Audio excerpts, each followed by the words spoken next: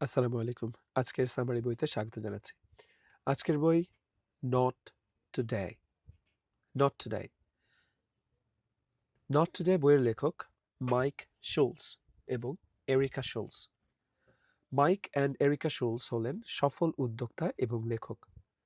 তাদের জীবন একটি বড় ধরনের ট্র্যাজেডির মধ্য দিয়ে গেলেও সেই সেই কঠিন সময়ে তারা কিভাবে নিজেদের কাজের প্রোডাক্টিভিটি ধরে রেখেছিলেন এবং ব্যবসা বড় করেছিলেন, সেই বাস্তব অভিজ্ঞতার আলোকেই এই বই লেখা হয়েছে। তাহলে শুরু করছি। Not today. কাজের মাঝে ফোকাস ধরে রাখা আমাদের অনেকের জন্যই খুব কঠিন। একটু পরপরই সোশ্যাল মিডিয়ার নোটিফিকেশন বা অন্য কোনো চিন্তায় আমরা আমাদের মনোযোগ হারিয়ে ফেলি। কিন্তু কল্পনা করুন তো, আপনার ছোট্ট সন্তান হাসপাতালের বিছানায় জীবন মৃত্যুর সাথে লড়ছে, আর আপনাকে হাসপাতালের ওয়েটিং রুমে বসেই আপনার ব্যবসা সামলাতে হচ্ছে। আপনি কি এমন অবস্থায় কাজে ফোকাস করতে পারতেন? মাইক এবং এরিকা শুলসের জীবনে ঠিক এমনই একটি ঘটনা ঘটেছিল। তাদের ছেলে অরির হার্টে জন্মগত সমস্যা ছিল এবং তাকে মাসের পর মাস হাসপাতালে থাকতে হয়েছিল। কিন্তু কাজ বন্ধ করার মানে ছিল ব্যবসা এবং হেলথ ইন্স্যুরেন্স হারানো। সেই ভয়ঙ্কর কঠিন সময়েও তারা তাদের ব্যবসা ৯টি দেশে সম্প্রসারিত করেছিলেন এবং ৪টি বই লিখেছিলেন। কিভাবে তারা এটি সম্ভব করলেন?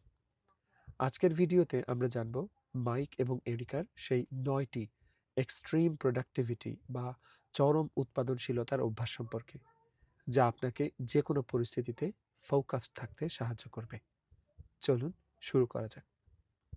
প্রথম অধ্যায়, সময়কে নতুনভাবে সংজ্ঞায়িত করা। The 4 types of time. হাসপাতালের ওই দিনগুলোতে মাইক এবং এরিকা বুঝতে পেরেছিলেন যে প্রতিটি মুহূর্ত কতটা মূল্যবান। তারা সময়কে বা টাইমকে ৪টি ক্যাটাগরিতে ভাগ করেছিলেন। প্রথমটি টি, এর মানে ট্রেজার্ড টাইম বা মূল্যবান সময়, যে সময়টা আপনার ব্যক্তিগতভাবে খুব প্রিয়, যেমন সন্তানের সাথে খেলা করা বা প্রিয় কোনো মুভি দেখা। দ্বিতীয়টি আই, ইনভেস্টমেন্ট টাইম বা বিনিয়োগের সময়, যে কাজে আপনি যতটুকু সময় দিচ্ছেন তার চেয়ে বেশি রিটার্ন বা ফলাফল পাবেন। আপনার কাজের বেশিরভাগ সময় এখানেই দেওয়া উচিত। তৃতীয়টি এম, ম্যান্ডেটরি টাইম বা বাধ্যতামূলক সময়, যে কাজগুলো আপনাকে করতেই হবে কিন্তু আপনি করতে চান না, এগুলোকে যতটা সম্ভব কমিয়ে আনা বা আউটসোর্স করা উচিত।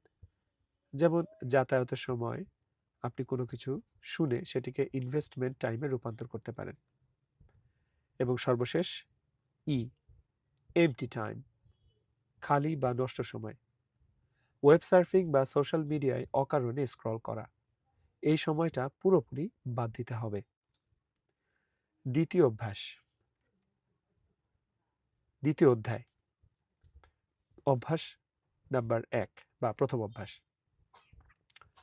নিজের ড্রাইভ বা মোটিভেশন খুঁজে বের করুন। কোনো বড় বা কঠিন কাজ করার জন্য শুধু কি করব বা কিভাবে করব তা জানা যথেষ্ট নয়। সবচেয়ে জরুরি হলো কেন করব, অর্থাৎ আপনার কাজের উদ্দেশ্য বা পারপাসটা কি। যখন আপনার কাজের পেছনে একটি শক্ত উদ্দেশ্য থাকে, তখন আপনি যে কোনো বাধা পার হতে পারেন। হাইলি প্রোডাক্টিভ মানুষরা তাদের লক্ষ্য এবং উদ্দেশ্যগুলো লিখে রাখেন। আপনিও আপনার বড় লক্ষ্যটিকে প্রথমে বছরে, তারপর মাসে এবং শেষে সপ্তাহে ভাগ করে নিন। তৃতীয় অধ্যায়, অভ্যাস ২ ও ৩, প্রোঅ্যাক্টিভিটি এবং রুটিন রি-ইঞ্জিনিয়ারিং। আপনার দিন শুরু হওয়া উচিত গ্রেটেস্ট ইম্প্যাক্ট অ্যাক্টিভিটি বা জিআইএ বা সবচেয়ে গুরুত্বপূর্ণ বা ও প্রভাবশালী কাজটি দিয়ে। সকালের ফ্রেশ মাইন্ডে কাজটি করে ফেলুন। ঘুম থেকে উঠতে ইচ্ছা না করলে ৩, ২, ১ গো বলে উঠে পড়ুন। এরপর আপনার পুরনো অভ্যাসগুলোকে রি-ইঞ্জিনিয়ারিং করুন। যেমন নোটিফিকেশন এলেই ফোন হাতে নেওয়ার অভ্যাস থাকলে অপ্রয়োজনীয় নোটিফিকেশনগুলো বন্ধ করে দিন। নিজের কাজের পরিবেশ পরিবর্তন করুন যাতে ফোকাস ধরে রাখা যায় বা ধরে রাখা সহজ হয়। চতুর্থ অধ্যায়, অভ্যাস 4, 5 এবং 6, টাইমের ওপর নিয়ন্ত্রণ এবং না বলতে শেখা। আপনার দৈনন্দিন রুটিন যেন আপনার টাইম ফ্রেমের সাথে মেলে। এই টাইম অর্থাৎ TIME আমরা কিছুক্ষণ আগে যেটা বিশ্লেষণ করেছি। টিতে হচ্ছে ট্রেজার টাইম, মূল্যবান সময়। আই হচ্ছে ইনভেস্টমেন্ট টাইম, বিনিয়োগের সময়। এম হচ্ছে ম্যান্ডেটরি টাইম, বাধ্যতামূলক সময়। এবং ই হলো এমটি টাইম, খালি বা নষ্ট সময়। তো লেখক বলছেন আপনার দৈনন্দিন রুটিন যেন আপনার এই TIME ফ্রেমের সাথে মেলে। সেদিকে অবসেসড হন, অর্থাৎ সেটার সাথেই লেগে থাকুন।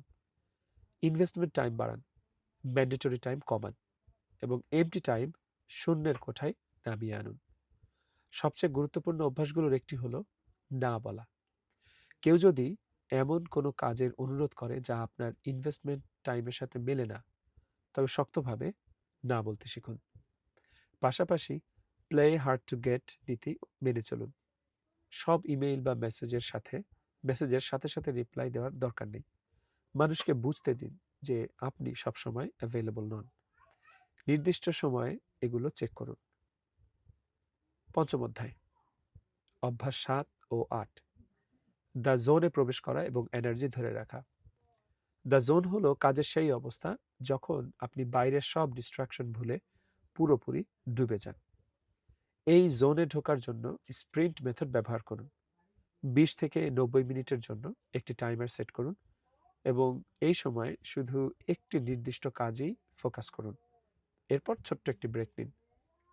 তবে এই জোনে থাকার জন্য আপনার এনার্জি দরকার, যা আসে মন, শরীর ও আত্মার সমন্বয় থেকে।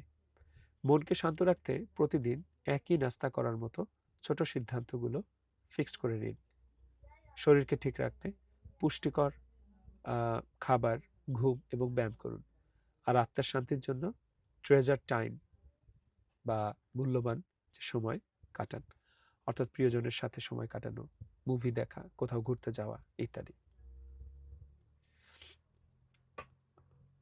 আচ্ছা, ষষ্ঠ অধ্যায়, অভ্যাস 9, পরিস্থিতি যেমনই হোক হাল না ছাড়া।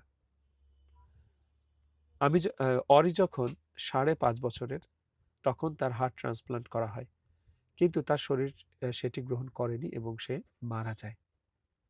এই চরম ট্র্যাজেডির পর মাইক এবং এরিকা পুরোপুরি ভেঙে পড়েছিলেন। মাইক অতিরিক্ত মদ্যপানে আসক্ত হয়ে পড়েছিলেন, কিন্তু একসময় তারা বুঝতে পারেন তাদের ফিরে আসতে হবে। তারা ফ্রি ওয়ন্ট, যা ফ্রি উইলের বিপরীত, ব্যবহার করে নিজেদের খারাপ অভ্যাসগুলোকে না বলা শুরু করেন। মাইক মদ্যপান ছেড়ে ব্যায়াম করা শুরু করেন। জীবন আপনাকে যতই কঠিন অবস্থায় ফেলুক না কেন, ছোট ছোট পরিবর্তনের মাধ্যমে আপনাকে আবার সঠিক পথে ফিরে আসতেই হবে।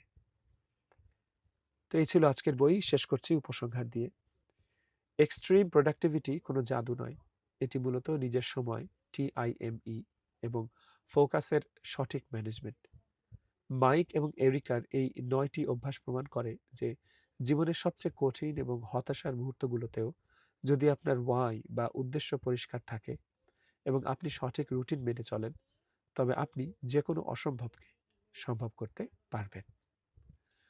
আপনার জন্য টিপ, আপনার জীবনের একটি বিগ পিকচার গোল বা বড় লক্ষ্য ঠিক করুন, যা আপনি আগামী 1 বা 2 বছরের মধ্যে অর্জন করতে চান। এরপর সেটিকে ছোট ছোট ধাপে, সেটা মাসিক, সাপ্তাহিক বা দৈনিক টার্গেটে ভাগ করে ফেলুন। দেখবেন সেই বিশাল লক্ষ্যটি আর ততটা অসম্ভব মনে হচ্ছে না। তো এই ছিল আজকের বই নট টুডে।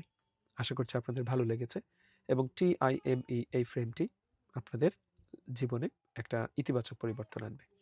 ভালো থাকুন, দেখা হচ্ছে পরের বইতে। বাই।